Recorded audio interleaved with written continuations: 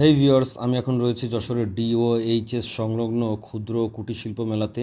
আগের ভিডিওতে যেমন বলেছিলাম যে আমি রাতের বেলায় একটা ভ্লগ করব, সেই কথা মতোই আজকে আসা।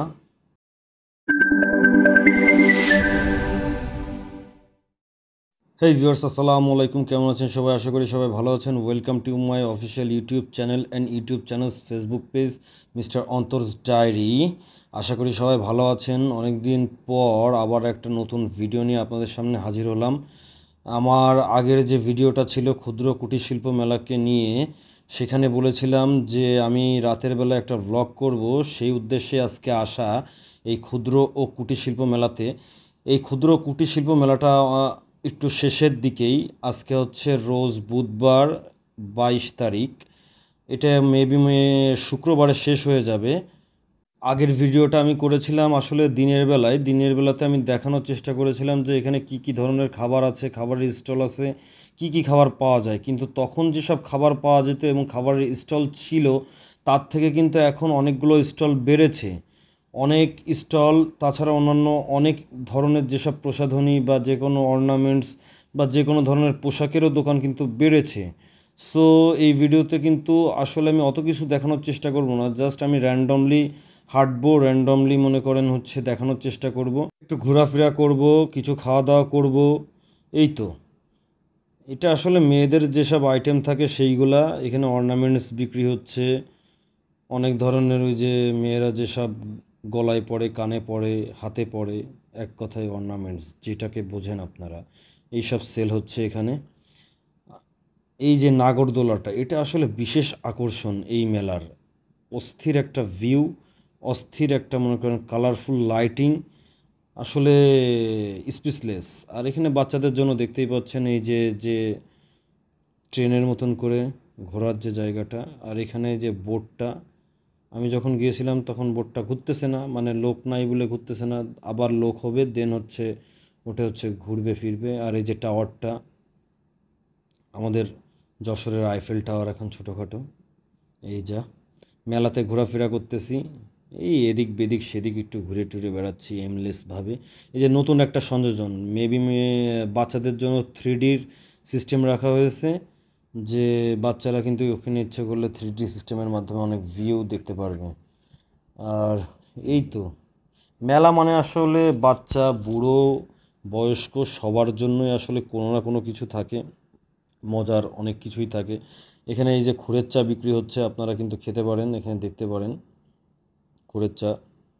কিন্তু আমার কাছে মনে হয় মেলাতে আসলে মেয়েদের জন্য এবং বাচ্চাদের জন্য আসলে জোনগুলো বেশি, কেননা মেয়েদের জন্য যে পরিমাণে অর্নামেন্টস, এই যে যেখানেই যাবেন আপনারা মেয়েদের জন্য যে কোনো প্রকার অর্নামেন্টস বলেন, ফুল বলেন, ফুল, এক কথায় মেয়েদের আইটেমই বেশি থাকে। আর বাচ্চাদের কিছু কিড জোন থাকে। এই যে যে জোনটা এখন হচ্ছে খাবারের জোন, এবং এই খাবারের জোন আমার সবথেকে পছন্দের। এই যে রোলগুলো দেখতে পাচ্তেছেন, গরম গরম রোল আমার খুবই পছন্দের। এই যে নিয়ে নিছি অলরেডি, 30 টাকা করে পিস এই রোলটা। আসলে খেয়েও ভালো লাগছে আমার, রোলগুলো ভালো ছিল এবং আপুদের ব্যবহারও ভালো ছিল, অনেক সুন্দর।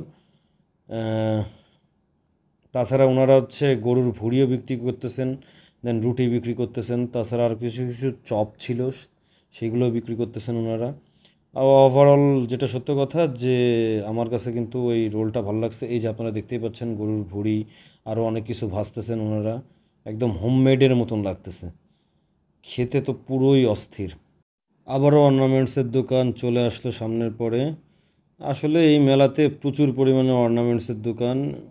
আর এই আশেপাশে সবাই যে ঘোরাফেরা করতেছে, এই যে টাওয়ারটা, দেন হচ্ছে ওই যে নাগরদোলা টাওয়ারটা, ভাই রাতের বেলায় দেখতে পুরোই অস্থির, কালারফুল, পুরো লাইটিং জোস জাস্ট।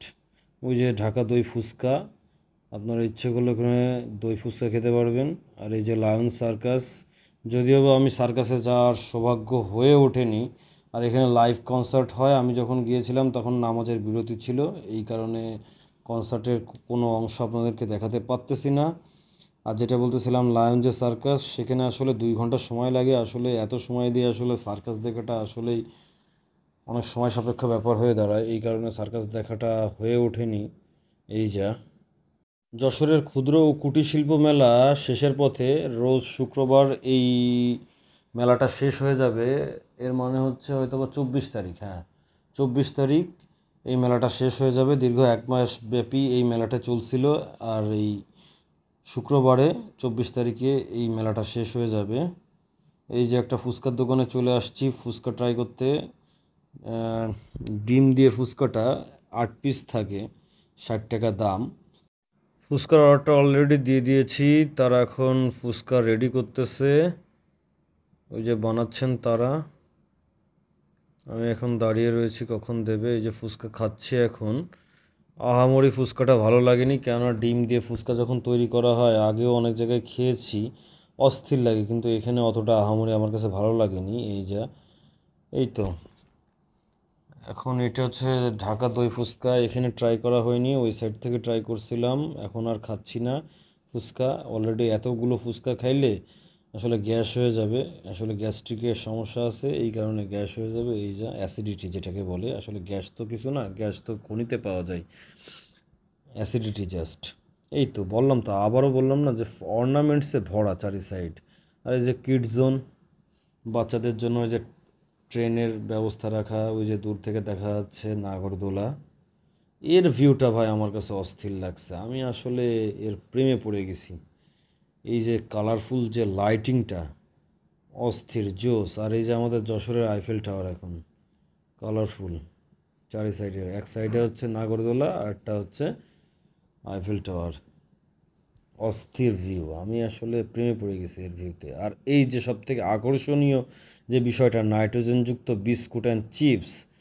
আমি 100 টাকার ওই নাইট্রোজেনযুক্ত যে বিস্কুট, যেটাকে বলে ওয়েফার, সেটা আসলে অর্ডার দিছি, তিনি এখন বানাচ্ছেন, এখন জাস্ট ট্রাই করব। আসলেই নাক মুখ দিয়ে আসলেই ধোয়া বেরোয় টেরোয় কিনা সেটাকে একটু দেখব। এই যে উনি এখন ওই যে ধোয়া টোয়া বের করতেছেন নাইট্রোজেনযুক্ত, এই যে চারি সাইড দিয়ে বলে, বাবা কী ধরনের ধোয়া রে বাবা। এই যে এখন নিচ্ছি, দেখি খেয়ে টেয়ে দেখতে হবে আসলে বেরোয় টেরোয় কিনা। ভাই বেরোয় টেরোয় না তো রে ভাই, খাচ্ছি কিন্তু কোনো নাক মুখ দিয়ে তো কোনো নাইট্রোজেনযুক্ত কোনো ওই যে সেই গ্যাস ট্যাস বা ওই যে ধোয়া টোয়া, এ তো কিছুই বের হচ্ছে না। এ তো মিশন ফেল রে ভাই আমার। একটা ট্রল মিমেজ আছে না, গজব বেজ্জতি, এই তো সেটাই হয়ে গেল আমার সাথে ভাই পুরো। মিশন ফেল দিয়ে আসলে ভিডিওটা শেষ করতে যাচ্ছি। আবার কোথাও দেখা হবে আপনাদের সাথে নতুন কোনো ভিডিও নিয়ে। ভিডিওটা আজকে এই পর্যন্তই, আশা করি আপনাদের ভিডিওটা ভালো লাগবে। আসলে কোনো কোনো ইনফরমেশন আমি এখানে দিতে আসিনি, জাস্ট ঘোরাফেরা করছি, একটু খাওয়া দাওয়া করছি, এই যা। চ্যানেলটা ভাই ছোট্ট, সো লাইক কমেন্ট শেয়ার করুন, পাশে থাকা বেল আইকন প্রেস করে আমার চ্যানেলের সাথে থাকুন। আপনাদের ভালোবাসা অনুপ্রেরণা আমাকে আরও নতুন নতুন ভিডিও বানাতে আরও আগ্রহী করবে ইনশাআল্লাহ। দেখা হবে নতুন কোনো ভিডিওতে। আসসালামু আলাইকুম, আল্লাহ হাফেজ।